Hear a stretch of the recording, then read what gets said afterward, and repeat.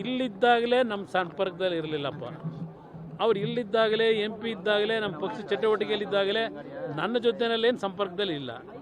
ಈಗ ವಿದೇಶಕ್ಕೆ ಹೋಗಿ ನನ್ನ ಜೊತೆ ಸಂಪರ್ಕಕ್ಕೆ ಬರ್ತಾರಾ? ಇಲ್ಲಿ ಕರ್ನಾಟಕದಲ್ಲಿದ್ದಾಗಲೇ ಇವೆಲ್ಲ ಯಾವುದೋ ಏನೋ ವಿಷಯಗಳು ಏನೋ ಬಂದಿದ್ದಾವಲ್ಲ. ಈಗ ಇದು ಬರೋದಕ್ಕಿಂತ ಮುಂಚೆನೇ ನನಗೆ ಎಂದೂ ಸಿಗ್ತಿರಲಿಲ್ಲ. ಇನ್ನು ಅಲ್ಲಿ ನಾನು ಹುಡ್ಕೊಂಡು ಹೋಗಲ್ಲ, ಇಲ್ಲೇ ಸಿಗದೇ ಇದ್ದ ನನಗೆ ಕೇಳಿದ್ರೆ ಯಾವುದೇ ರೀತಿಯ ಹಿನ್ನಡೆ ಇಲ್ಲ. ಸತ್ಯಾಂಶ ಹೊರಗೆ ಬರಬೇಕಲ್ಲ.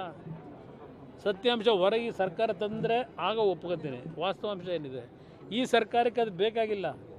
ಅವರಿಗೆ ಒಂದು ವರ್ಚಸ್ಸನ್ನು ಹಾಳು ಮಾಡಬೇಕಾಗಿತ್ತು ಅಷ್ಟೇ.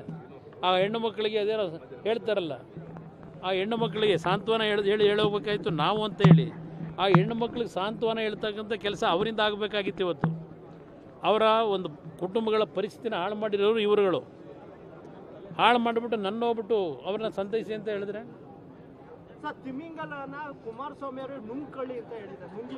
ಆಯಿತು, ಬನ್ನಿ, ನುಂಗ ಕಾಲ ಬಂದಾಗ ನುಂಗಾಣಂತೆ ಬರ್ತೀನಂತೆ.